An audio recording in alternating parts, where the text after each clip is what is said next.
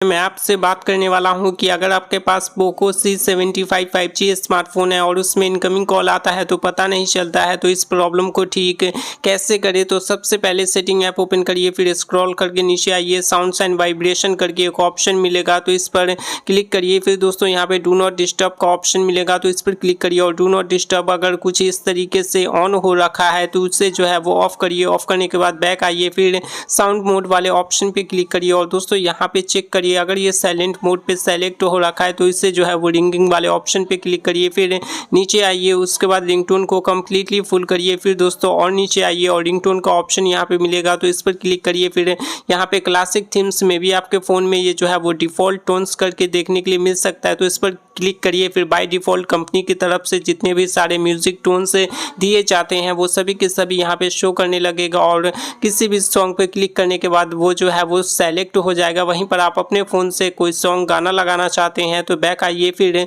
On this device वाले option पे click करिए। फिर आपके फ़ोन में जितने भी सारे सॉन्ग म्यूजिक टोन्स है वो सभी के सभी यहाँ पे शो करने लगेगा और उसे सेट करने के लिए उस पर क्लिक करिए। फिर दोस्तों यहाँ पे वो टोन जो है वो सेट हो जाएगा। उसके बाद जब भी इनकमिंग कॉल आएगी तो उसका पता आपको चल जाएगा।